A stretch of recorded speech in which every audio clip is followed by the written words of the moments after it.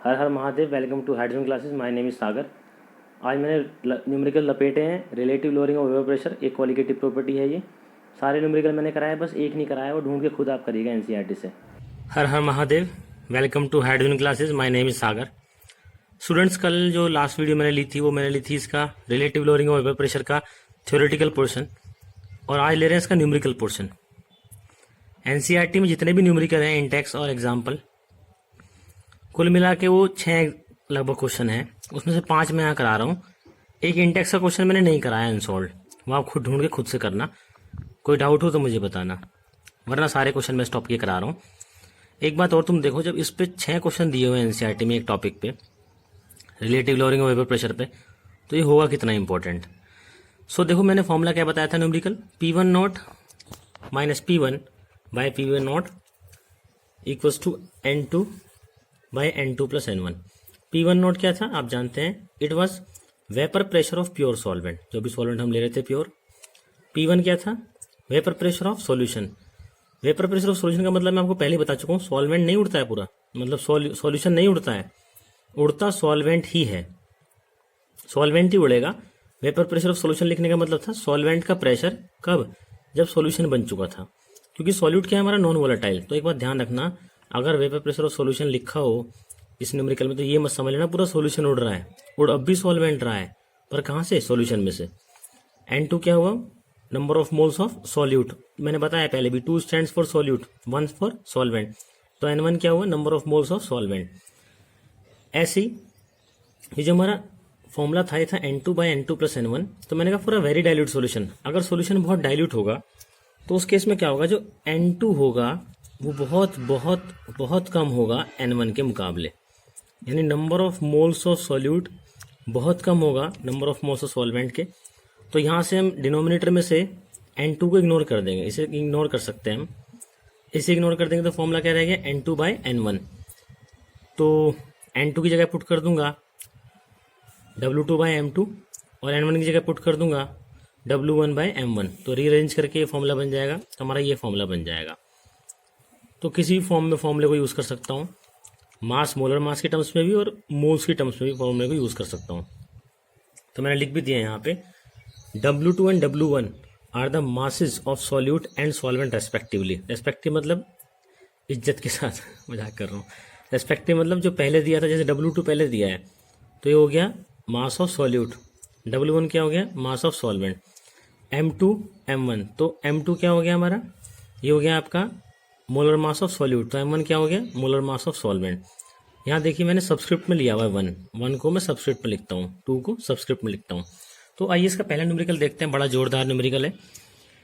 Numerical है NCERT example sold है, आपको मिल जाएगा बुक में से। लिखा है वेपर प्रेशर, देखिए लिखा है साफ, vapour pressure of pure benzene, pure benzene दे दिया, इज 0.850 बार। तो प्योर बेंजीन का, बेंजीन तो यहाँ पे सॉल्वेंट हुआ, उसका वेपर प्रेशर 0.850 बार है। अ non volatile and non electrolyte solid, electrolyte आप जानते हैं, इलेक्ट्रोलाइट वो होता है जो पानी में डालने पे अपने आयंस में डिसोसिएट हो जाता है। वो कोई भी सब्सटेंस जो पानी में डिसॉल्व करने पे अपने आयंस में टूट जाए, जैसे नमक हो गया NaCl, तो वो सब हमारे इलेक्ट्रोलाइट होते हैं। तो ये जो सॉल्यूट मैंने ऐड करा है वो नॉन वोलेटाइल है और दूसरा नॉन इलेक्ट्रोलाइट है, यानी जैसे ग्लूकोज पानी में डालने पे वो डिसोसिएट नहीं होगा, नॉन इलेक्ट्रोलाइट का मतलब वो डिसोसिएट नहीं होगा। तो non volatile non electrolyte solid weighing 0.5 gram. तो this is the mass of, this 0.5 gram क्या है, mass of solute when added to 39 gram of benzene. तो बेंजीन का मास कितना हो गया, 39, it is the mass of solvent. तो solvent का मास क्या है हमारा, 39, सॉल्वेंट क्या है, बेंजीन। कितना सॉल्यूट ऐड करा, 0.5 ग्राम। मोलर मास ऑफ बेंजीन दिया है 78, नहीं दिया होता ना फिर भी आप निकाल लेते, C6H6 इसका फॉर्मूला है तो आ जाता। तो vapour pressure of the solution then is, देखो बोल रहा है vapour pressure of solution then is 0.845 bar. तो सॉल्यूशन का जो वेपर प्रेशर है वो है 0.845 बार, मैंने बताया। भले लिखा हो वेपर प्रेशर ऑफ सॉल्यूशन, ये है किसका, ये वेपर प्रेशर ऑफ बेंजीन ही है, पर कब, जब उसमें 0.5 ग्राम सॉल्यूट मिला दिया था और सॉल्यूशन बन चुका है तब। तो उसने कहा what is the molar mass of the solid substance, जो 0.5 ग्राम मैंने सॉलिड सब्सटेंस ऐड करा है उसका मोलर मास क्या होगा। तो आइए क्या क्या गिवन है इसमें दिखाता हूँ आपको। तो मैंने बताया बेंजीन जो है वो हमारा सॉल्वेंट है, जो सॉलिड है नॉन वोलेटाइल हमारा सॉल्यूट है। तो ये P1 नोट मतलब क्या हुआ, it is a vapour pressure of pure benzene 0.850 बार। तो W2 क्या हुआ, mass of non volatile solute. W1 क्या हुआ, मास ऑफ बेंजीन यानी सॉल्वेंट। M1 क्या हुआ, मोलर मास ऑफ सॉल्वेंट, जैसे बेंजीन का मोलर मास 78 ग्राम पर मोल गिवन है। तो P1 क्या हुआ, 0.845 बार, ये भी गिवन है। तो आप एक बात और नोटिस करिए, प्योर सॉल्वेंट का वेपर प्रेशर सॉल्यूशन से हमेशा ज़्यादा आएगा। देखो सॉल्यूशन में कम आ रहा है, क्यों, क्योंकि आपने सॉल्यूट ऐड कर दिया, नॉन वोलेटाइल। सॉल्यूट ऐड करोगे तो वेपर प्रेशर घटेगा ना, तो P1 की वैल्यू हमेशा कम होगी P1 नॉट से। तो न्यूमेरिकल में कंफ्यूज होने की जरूरत नहीं है, जो छोटी वैल्यू होगी वही P1 लेनी होती है। सो आप देखिए फॉर्मूला यूज क्या होगा हमारा, P1 not minus P1 by P1 not equal to W2 by M2 into M1 by W1। सारी वैल्यू गिवन है न्यूमेरिकल में, आपको देखिए सब कुछ गिवन है, एक M2 नहीं गिवन है बस। तो यहाँ से आप M2 निकाल लोगे, ऊपर से वैल्यू यहाँ पुट करके M2 can be find out. खुद से सॉल्व करना। नेक्स्ट न्यूमेरिकल इसका बहुत इंपॉर्टेंट है, बहुत ज़्यादा बार बोर्ड में आया हुआ है। जो ऊपर न्यूमेरिकल दिया वही बोर्ड में आया हुआ है, और जो अब करा रहा हूँ वही बोर्ड में आया हुआ है बहुत बार। तो देखिए यहाँ क्या दिया हुआ है, कह रहा है aqueous solution of 2% non volatile solute. एक एक्वस मतलब होता है पानी, समझ जाना, वाटर की बात कर रहा है। तो सोल्यूशन है वाटर का जिसमें 2% नॉन वोलेटाइल सोल्यूट है। Exert a pressure of 1.004 bar eight the normal boiling point of solvent. अच्छा क्वेश्चन है, बोर्ड में बहुत बार आ रहा है, बच्चे नहीं कर पाते इसे। What is the molar mass of the solute, तो पूछा यहाँ पे भी M2 ही है। तो देखो 2% नॉन वोलेटाइल सोल्यूट था। सपोज करो let the mass of solution भी 100 ग्राम, सोल्यूशन का मास 100 ग्राम था, तो सोल्यूट का मास कितना हो गया, 2 ग्राम। तो W2 क्या हो गया, मास ऑफ सोल्यूट 2 ग्राम हो गया। तो पानी का मास कितना हो गया, एक्वा सोल्यूशन था ना, तो सॉल्वेंट क्या पानी है, तो पानी का मास कितना हुआ 100 ग्राम, सोल्यूशन का मास माइनस सोल्यूट का मास, तो कितना हो गया 98 ग्राम। पानी था तो पानी का मोलर मास होता है 18 ग्राम पर मोल। तो M1 की वैल्यू मुझे पता है, W1 की वैल्यू मुझे पता है, W2 पता है, M2 we have to find out. एक बात और, इसने बोला at the normal boiling point of water, at the normal boiling point of solvent. और सॉल्वेंट क्या है, वाटर है। तो नॉर्मल बॉइलिंग पॉइंट क्या होता है आपको बता दूं, नॉर्मल बॉइलिंग पॉइंट वो तापमान होता है जिसपे लिक्विड जब बॉईल करता है तो बाहर का प्रेशर 1 एटमॉस्फेयर रहता है।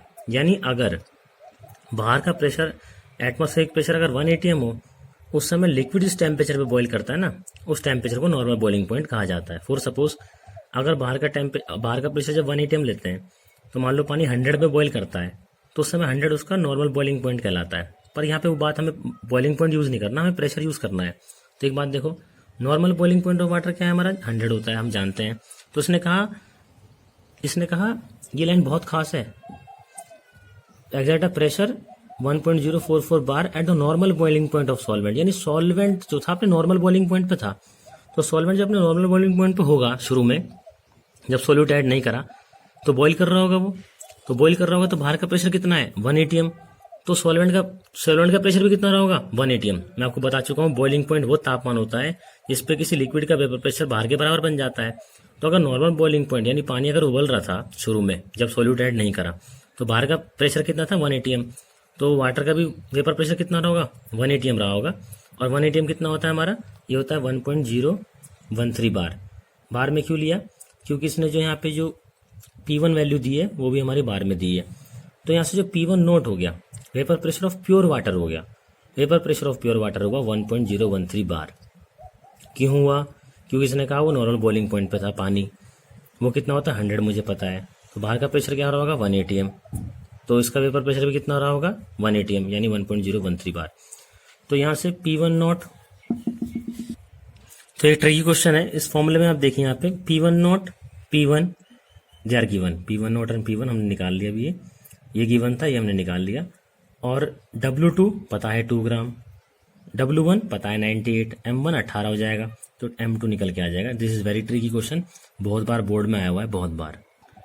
एक और बहुत बढ़िया क्वेश्चन है, देखिए ये बहुत बार बोर्ड में आया हुआ है, the vapour pressure of water is 12.3। तो ये तो P1 नोट हो गया, प्योर वाटर का वेपर प्रेशर हुआ एट 300।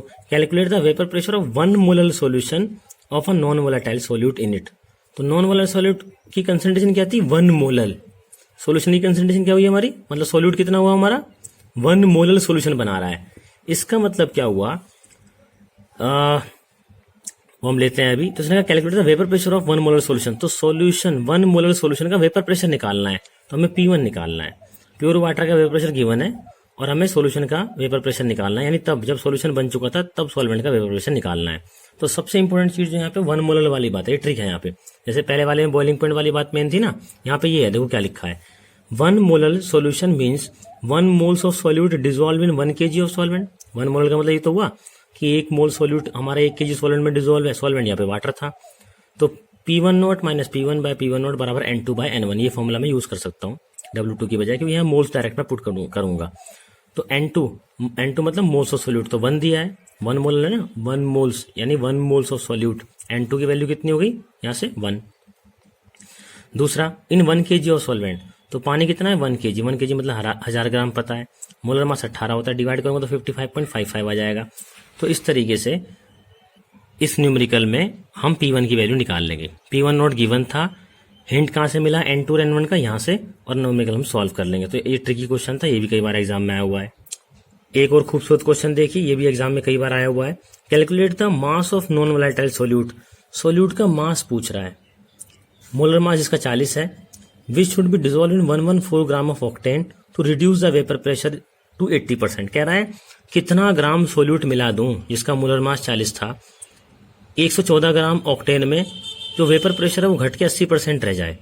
तो देखो यहाँ पे मास ऑफ सोल्यूट पूछ रहा है, तो यहाँ पे डिनोमिनेटर में N2 इग्नोर नहीं कर सकता, मोल्स ऑफ सोल्यूट नीचे इग्नोर नहीं करूंगा, क्योंकि मुझे पता ही नहीं मोल्स बहुत कम है, मास तो पूछ ही रहा है ना। तो जब कभी मास ऑफ सोल्यूट पूछा जाएगा तो वहां पे नीचे डिनोमिनेटर में N2 इग्नोर नहीं किया जाएगा। इस क्वेश्चन, ये बहुत ट्रिकी क्वेश्चन है, ये भी एग्जाम में कई बार आया हुआ है। तो देखिए, मैंने कहा था आपको, मैंने बताया था क्वालिटेटिव प्रॉपर्टी में डिनोमिनेटर में कब इग्नोर करते हैं उसे N2 को, जब बहुत डाइल्यूट सोल्यूशन हो। तो ये हमें पता थोड़ी डाइल्यूट है, ये सोल्यूट का मास तो हमें निकालना ही है। अगर सोल्यूट कहता कि 0.5 ग्राम है, 0.2 ग्राम, तब तो डाइल्यूट मानता, या 1 ग्राम है या 1 मोल है, ये तो बताएं ना इस बात को। तो इसलिए देखिए W2 निकालना है। ऑक्टेन का मोलर मास कितना है, mass of octane 114 gram, molar mass कितना था सोल्यूट का 40 ग्राम गिवन है, और ऑक्टेन का फॉर्मूला होता है C8H18, तो यहाँ से इसका मोलर मास भी इत्तेफाक से 114 ही आएगा। मास भी 114 दे रखा है, मोलर मास भी इतना ही आएगा। तो P1 नॉट कितना हो गया हमारा, मान लो 100%। शुरू में सोल्यूशन का पेपर प्रेशर कितना था 100%, जब W2 आपने उसके अंदर W2 ग्राम सोल्यूट मिलाया तो प्रेशर घट के कितना रह गया हमारा 80%। बाकी यहाँ से क्या है, फॉर्मूला क्या हो जाता है, P1 not minus P1 by P1 not N2 by N1 plus N2। ये भी इस बार कंसिडर करेंगे क्योंकि मास हमें नहीं पता, हम उसे डाइल्यूट नहीं मान सकते। तो P1 नॉट पता है 100%, P1 पता है 80%, W2 हमें निकालना है, M2 की वैल्यू पता है, M1 पता है, W1 पता है, तो W2 यहाँ से निकल जाएगा। इसका लास्ट क्वेश्चन मैं ले रहा हूँ, a solution containing 30 gram of non volatile solute exactly 90 gram of water have vapour pressure of 2.8। इसने कहा जब 90 ग्राम पानी में 30 ग्राम सोल्यूट मिलाया तो वेपर प्रेशर कितना आया हमारा 2.8, ये तो सोल्यूशन का हुआ ना वेपर प्रेशर। इसने कहा फर्दर जब 18 ग्राम इसमें और सोल्यूट ऐड करा गया, कह रहा है फर्दर 18 ग्राम वाटर ऐड करा गया तो सोल्यूशन नया बन गया, उसका वेपर प्रेशर 2.9 हुआ। तो इसी के अंदर जब 18 ग्राम मिलाया तो सोल्यूट तो 30 ग्राम ही रहा, लेकिन पानी का मास कितना हो गया हमारा 108 ग्राम हो गया। अब वेपर प्रेशर कितना आएगा 2.9 हो गया। तो कह रहा है मोलर मास निकालो सोल्यूट का और वेपर प्रेशर निकालो वाटर का। फॉर्मूला हम जानते हैं, ये वाला पुट होगा। तो पहले P1 नॉट इस वाले के लिए P1 नॉट माइनस 2.8 पुट कर दूंगा P1 की वैल्यू, W2 30 था, M2 नहीं पता, ये मोलर मास ऑफ वाटर 18 हो गया और मास ऑफ वाटर 90 हो गया। इक्वेशन नंबर 1 बनी। इक्वेशन नंबर 2 में क्या हुआ, नया वेपर प्रेशर पुट कर दिया 2.9, P1 नॉट अब भी नहीं पता, सोल्यूट 30 ग्राम का 30 ग्राम रहा, लेकिन सॉल्वेंट का मास 108 ग्राम हो गया। इक्वेशन 2 को फर्स्ट से डिवाइड करूंगा तो P1 नॉट आ जाएगा। इस P1 नॉट की वैल्यू उठा के मैं फर्स्ट इक्वेशन में पुट कर दूंगा यहाँ पे, तो M2 निकल के आ जाएगा। That's all. It is also very important question, खुद ट्राई करना, कोई डाउट हो तो you can call me. Thank you very much.